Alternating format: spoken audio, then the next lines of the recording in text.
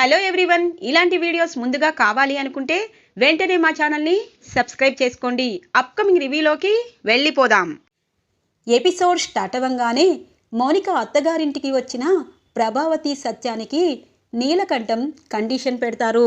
మీ ఎవరితో నాకు అభ్యంతరం లేదు, మీ అబ్బాయి బాలు ఈ ఫంక్షన్లో ఉండకుండా మీరు చూసుకుంటే మేమందరం వస్తాము అని చెప్పడంతో ప్రభావతి ఒప్పుకుంటుంది. ఇక ఇంటి నుండి బయటికి వచ్చాక సత్యం ప్రభావతిని తిడతారు.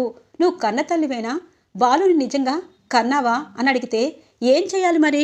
బాలు జీవితాంతం మన ఇంట్లో ఉంటాడు. నా కూతురికి ఇదే కదా, ఒక రోజంతా వాడు లేకపోతే సరిపోతుంది. నా కూతురికి ఈ 16 రోజుల పండుగ జరిపించకపోతే ఇక జన్మంతా తన అత్తవారు తనకి దెప్పుతూనే ఉంటారు. అందుకే ఇలా చేశాను. బాలుకి ఈ విషయం చెప్పొద్దు అని చెప్పి అంటూ ఉంటుంది ప్రభావతి.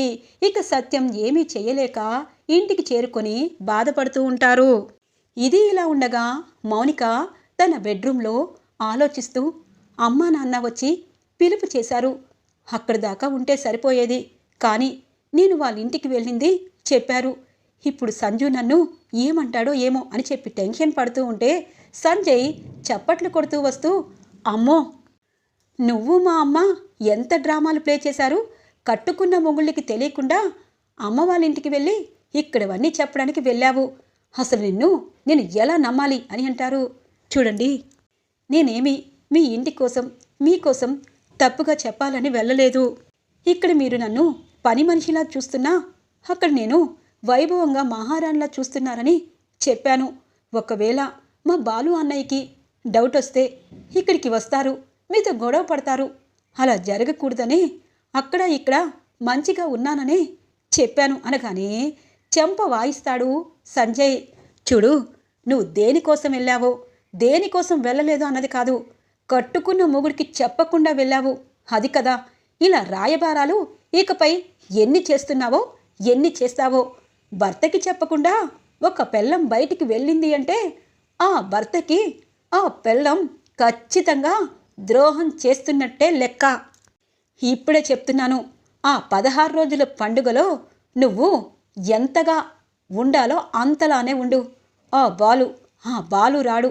నిన్ను ఇక్కడ పువ్వుల్లో పెట్టి చూస్తున్నామని మీ ఇంటి వాళ్ళకి కలరింగ్ ఇచ్చాము.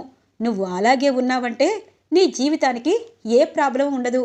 లేకపోతే తెలుసు కదా, నువ్వు ఇక్కడ ఎన్ని కష్టాలు పడుతున్నావని అనుకుంటున్నావు. నీ ఇంట్లో గొప్పగా పెద్దగా చూసేసేవారు ఎవరున్నారు? చాలీ చాలని జీతాలతో ఇరుకింట్లో జీవితాంతం మొగుడు వదిలేసిన దానిలా బ్రతకాలి అని అంటారు. చూడు సంజయ్, భర్త వదిలేసిన భార్యగా బ్రతకాల్సిన అవసరం నాకు లేదు. కానీ ఒకటి మాత్రం నిజం, నేను నిన్ను ప్రేమించాను, నువ్వు నన్ను ప్రేమించలేదు. కానీ ఇక్కడ పెట్టిందంతా కష్టంగా అనుకోవటం లేదు. నా అత్త వాళ్ళకి చేస్తున్నాను అనుకుంటాను. అలాగే పుట్టింటికి వెళ్ళిపోయి అత్తింటి పరువు తీయలేను, పుట్టింట్లో భారంగా ఉండలేను. నేను చదువుకున్న అమ్మాయిని, ఖచ్చితంగా ఉద్యోగం చేసి నా కాళ్ళ మీద నేను బ్రతకగలను. కానీ నువ్వు ఖచ్చితంగా నా ప్రేమని నన్ను అర్థం చేసుకునే రోజు ఒకటి వస్తుంది సంజయ్. అప్పటిదాకా ఈ కష్టాలు నాకు తప్పవు. ఇంకొక విషయం, ఎప్పుడైనా ఇంకెప్పుడైనా నా క్యారెక్టర్ విషయంలో నువ్వు దిగజారి మాట్లాడితే అప్పుడు ఈ మౌనిక చెయ్యవలసింది ఖచ్చితంగా చేస్తుంది అని చెప్పి పాపం అక్కడి నుండి వెళ్ళిపోతుంది మౌనిక. ఇది ఇలా ఉండగా ఇక మీనా పూల కొట్టు దగ్గర పూలు అమ్ముతూ ఉంటుంది. బాలు పరుగున వస్తారు. మీనా నాకు ఒక 800 రూపాయలు ఇవ్వు అని అంటారు. ఎందుకు అడగను కానీ ఇదిగోండి అని చెప్పి అంటుంది.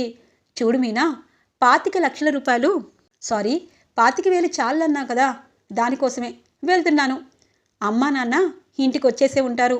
మౌనిక ఎలా ఉందో ఏంటో అనగానే అందరూ బాగానే ఉంటారు, మీరు అన్నీ సర్దేస్తారు కదా అనగానే మీనా, నేను ఎందుకు వచ్చానో తెలుసా?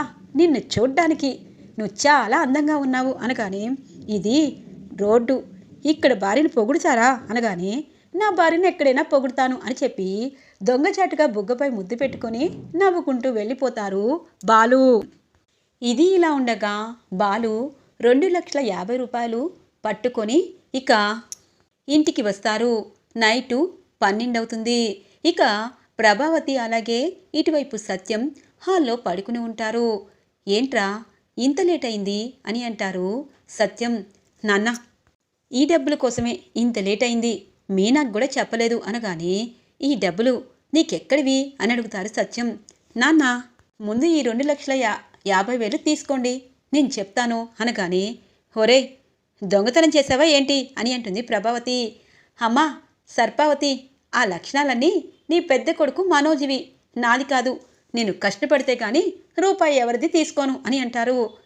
సరే ఎక్కడివో చెప్పరా అనగానే, ఇంతలో మీనా, శృతి, మనోజ్ అలాగే అందరూ వస్తారు. అందరూ వచ్చేసారా? వస్తారని నాకు తెలుసు. రండి, అందరికీ ఒకేసారి నిజం చెప్తాను. నాన్న, ఈరోజు నేను కిరాయికి వెళ్ళాను కదా, కిరాయికి వెళ్తూ ఎక్కడో ఒక చోట ఏదో ఒకటి జరుగుతుంది కదా. ఒక అతను కారుతో ఒక పెద్ద ఆయన్ని డాష్ ఇచ్చి వెళ్ళిపోయారు. కానీ జనాలు మాత్రం చూస్తూ అయ్యో పాపం అంటూ ఉంటారు. కానీ ఎవ్వరూ అతన్ని హాస్పిటల్కి తీసుకువెళ్ళలేదు. నేనే హాస్పిటల్కి తీసుకెళ్ళి ట్రీట్మెంట్ ఇప్పించాను. ఇక అక్కడ డాక్టర్ 1000 రూపాయలు సరిపోకపోయినా ట్రీట్మెంట్ చేయము అంటున్నారు. అప్పటికప్పుడు మీనా బండి దగ్గరికి వచ్చి 1000 రూపాయలు కాదు 800 తీసుకుని వెళ్ళాను. ఇక ట్రీట్మెంట్ జరిగింది. తన స్పృహలోకి వచ్చాడు.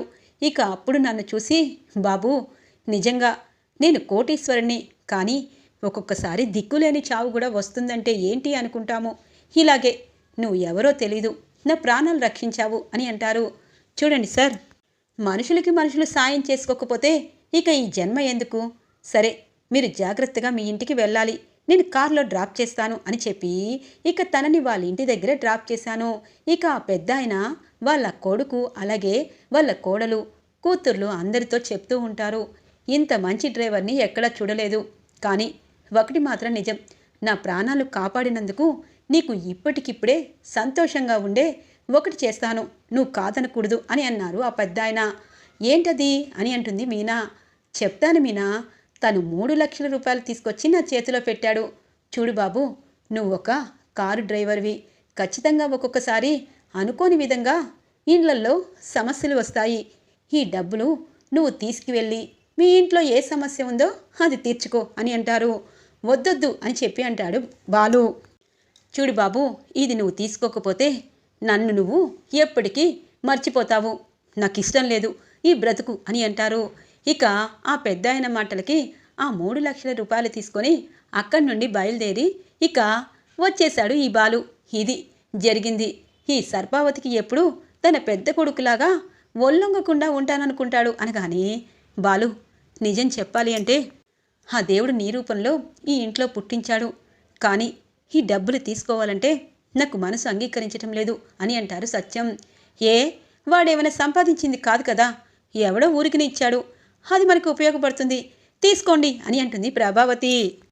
ఒరే బాలు, ఈ 50,000 మీనాకివ్వు అనగానే, అయ్యో నాన్న, ఈ సర్పావతికి, అదిగో ఆ పార్లరమ్మకి, ఆ శృతి వాళ్ళ డప్పమ్మకి, మా మీనాకి, మనందరికీ కొత్త బట్టలు కావాలి కదా, ఎంతైనా మౌనిక వాళ్ళు ఉన్నవాళ్ళని ఈవిడిగారు డప్పేస్తుంది కదా, మనం కూడా రిచ్గా కనబడాలి, అందుకే అందరూ రేపు షాపింగ్కి వెళ్ళి కొత్త చీరలు కొనుక్కోండి అని అంటారు బాలు. ఇక అందరూ బాలు వైపు చూస్తూ ఉంటారు. ఏంటి మీ అన్నయ్య మనందరికీ ఉద్ధరిస్తున్నాడు అని అంటుంది శృతి. మా అన్నయ్య గురించి ఇప్పటికైనా అర్థం చేసుకో శృతి, తను ఎప్పుడూ ఇంటి కోసం కష్టపడుతూనే ఉంటాడు అనగానే, నిన్ను కూడా డబ్బులు ఇవ్వమంటే నువ్వు స్వార్థంగా ఆలోచించావు రవి, నేనిస్తానంటే వద్దంటున్నారు, మందేమీ తప్పు కాదు కదా అని అంటుంది శృతి లోపలే. ఇక మీనా, ఏవండి నిజంగా మంచివారికి దేవుడు తోడుంటారు అంటారు, మనకి తోడుంటాడు, సరే రేపు కొత్త చీరలు కొనుక్కుంటాం అని అంటుంది మీనా. మావయ్య, మీరు అత్తయ్య మ్యాచింగ్ బట్టలు కట్టుకోవాలి, నేను మా ఆయన, రోహిణి నువ్వు మీ ఆయన, శృతి రవి ఇలా ఇద్దరిద్దరు మ్యాచింగ్ బట్టలు వేసుకొని ఫంక్షన్లో ఉండడం ఇప్పుడు చాలామందిని చూస్తున్నాము, అలాగే తయారవుదాం అని అంటుంది మీనా. ఇక సత్యం లోపల బాధపడుతూ ఉంటారు. మీ ఇద్దరిని ఆ దేవుడు ఎప్పుడు చల్లగా చూడాలి, కానీ మీకు ఎలా ఈ నిజం చెప్పాలో అర్థం కావటం లేదు. మౌనిక 16 రోజుల పండగకి మీరు ఉండకూడదని కండిషన్ పెట్టి మరీ వచ్చేసాము అని అనుకుంటారు సత్యం. తెల్లగా తెల్లవారుతుంది. ఇక అందరూ పట్టుబట్టలతో రెడీగా ఉంటారు. మీనాకి పుస్తెల తాడు, మంగళసూత్రాలు అలాగే నల్ల పూసలు, ఇటువైపు వాళ్ళ నలుగురికి బట్టలు అన్నీ సిద్ధం చేస్తూ ఉంటుంది. ఇక ప్రభావతి, ఏ మీనా, ఇంకా ఇక్కడే ఉన్నావేంటి అనగానే, అయ్యో నేనన్నీ చేస్తున్నానంతయ్యా, స్వీట్లన్నీ బయట ఆర్డర్ ఇచ్చారు కదా, అవన్నీ వస్తాయని చూస్తున్నాను అనగానే, అవన్నీ వస్తే రోహిణి చూస్తుందిలే, నువ్వు బాలు కొంచెం బయటికి వెళ్ళండి అని అంటుంది. ఎందుకత్తయ్యా, అన్నీ తీసుకొచ్చేసాం కదా అని అంటారు. ఇంతలో రోహిణి, మనోజ్, శృతి, రవి మంచి బట్టలు వేసుకుని కిందికి వస్తారు. అత్తయ్య, ఏమేం కావాలో చెప్పండి, అవి మేము తీసుకొస్తాము, మీనా ఇక్కడ అన్ని పనులు దగ్గరుండి చూసుకుంటే కరెక్ట్గా ఉంటుంది అని అంటుంది రోహిణి. అవును, మీనా అయితేనే బాగా చేస్తుంది, మీనా అత్తయ్యకి కావాల్సినవన్నీ తీసుకురా అని అంటుంది శృతి. ఇక ఇటువైపు బాలు వస్తారు. ఏంటి, మీరందరూ చక్కగా నలగని బట్టలు వేసుకుని కూర్చోండి, నేను నా పెళ్ళం కష్టపడాలా, ఏ సర్పావతి, మేము దీనికి దానికి పనికొస్తాము, నువ్వు మెచ్చుకోవడానికి పనికిరాము అనగానే ఇంతలో సత్యం చూస్తారు. ఇక మీనా బాలుని దగ్గరికి రమ్మంటారు. చూడు బాలు, ఇప్పటిదాకా నా గుండెల్లో దాగిన నిజాన్ని చెప్పకుండా అగ్నిగోళంలా మండుతున్నా చెప్పలేదు, కానీ ఒకటి మాత్రం నిజం, మౌనిక అత్తవారింటిలోకి వెళ్ళినప్పుడు నువ్వు ఇంట్లో ఉండకూడదు, మౌనికతో 16 రోజులు పండుగ జరిపించాలంటే బాలు ఆ ఫంక్షన్లో ఉండకూడదు, అలా అయితేనే మీ కూతురు నేను వస్తామని చెప్పి వాళ్ళ అత్తవారు మాట్లాడారు అనగానే ఒక్కసారిగా షాక్ అయిపోతారు మీనా, బాలు. ఇక రోహిణి, మనోజ్ ఇద్దరు లోపల నవ్వుకుంటారు. ఇక శృతి అలాగే రవి షాక్ అవుతారు. అదేంటి అంకుల్ అలా అంటారు, నిజం చెప్పాలంటే బాలునే ఈ కార్యక్రమానికి అన్నీ తానే నడిపించాడు, 2,50,000 తీసుకొచ్చి మౌనిక 16 రోజుల పండుగ జరిపించాలనుకున్నారు, మీరెలా వాళ్ళ మాటలకి తల ఒగ్గారు, తన చెల్లెలంటే తనకి ప్రేమ, అలాంటప్పుడు తను లేకపోతే ఎలా అని అంటుంది శృతి.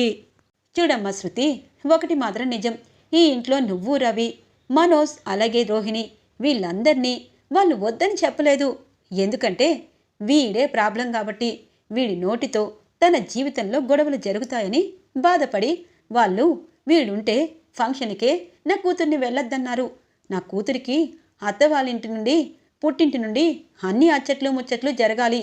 ఒరే బాలు, ఇప్పుడు చెప్తున్నాను, నువ్వు మీనా ఒక అరపూట బయట ఉండండి, కార్యక్రమం అయ్యాక రండి, నీకు మౌనిక అంటే ప్రేమ ఉంది కదా, మరి మౌనిక పుట్టింటికి రావాలి అంటే నువ్వు ఇంటి నుండి ఒకరోజు బయటికి వెళ్ళు అని అంటుంది ప్రభావతి.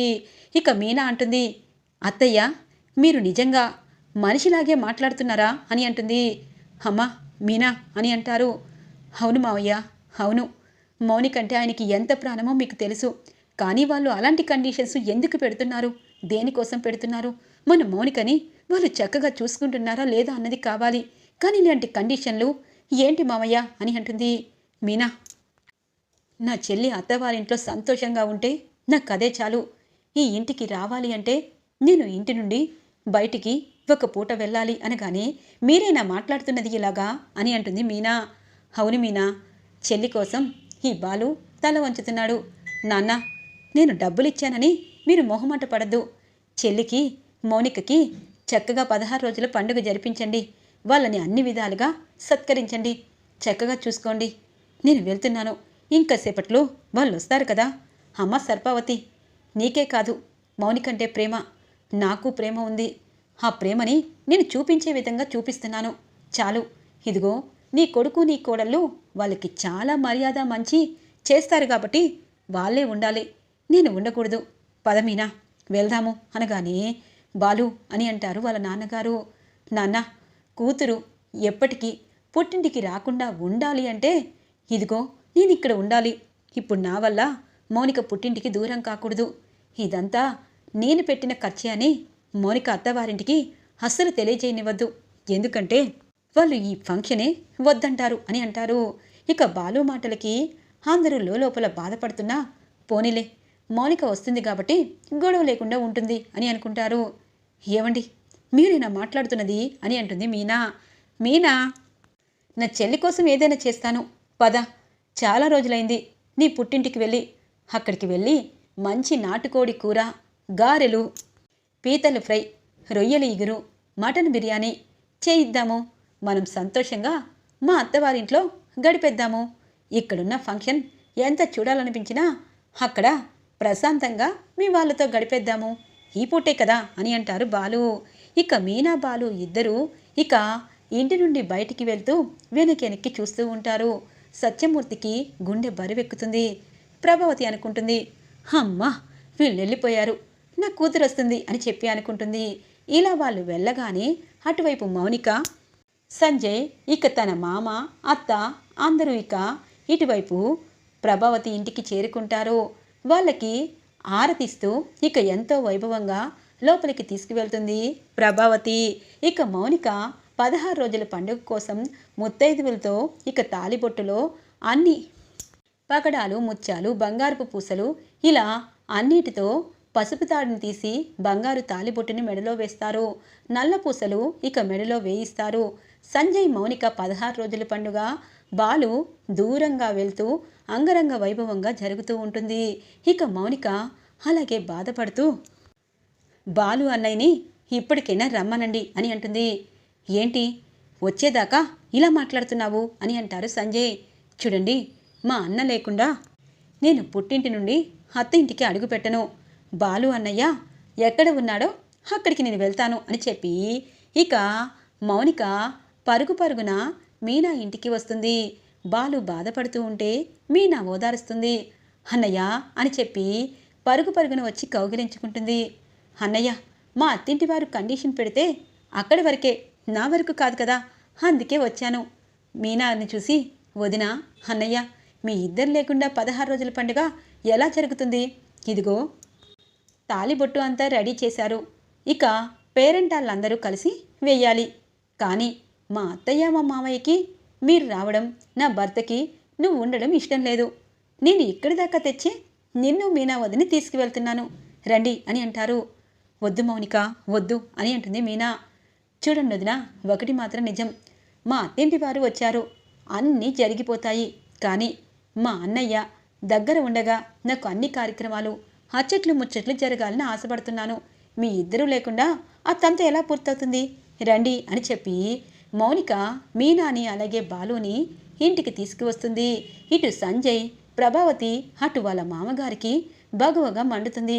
వదిన, ఇదిగో ఈ తాలిబొట్టుకి అందరూ ఒక్కొక్క చెయ్యి వేసి ఒక్కొక్క పూస వేశారు. కానీ మా బాలు అన్నయ్య ఈ ఫంక్షన్ జరిపించడం కోసమే 2,50,000 ఎంత ఇచ్చాడో తెలీదు. అలా మా బాలు అన్నయ్య ఉంటేనే నా పెళ్లి జరిగింది. మా బాలు అన్నయ్య ఏదైనా చేస్తేనే ఆ పని ముందుకెళ్తుంది. మా బాలు అన్నయ్య లేకుండా ఈ ఇల్లే లేదు అని చెప్పి అంటుంది మౌనిక. మౌనిక మాటలకి ఒక్కసారిగా సంజయ్ షాక్ అవుతారు. ఇక బాలు, మీనా సంతోషంగా మౌనికని చూస్తూ ఉంటారు. మౌనిక 16 రోజుల పండుగకి బాలు, మీనా దగ్గరుండి అన్నీ చేసి ఇక పనిని పూర్తి చేస్తారు. ఈరోజు ఎపిసోడ్ ఇలా ఇంట్రెస్టింగ్గా ఎండ్ అవుతుంది ఫ్రెండ్స్. రాబోయే ఎపిసోడ్స్ కోసం మా ఛానల్ని సబ్స్క్రైబ్ చేసుకోండి. Thanks for watching friends.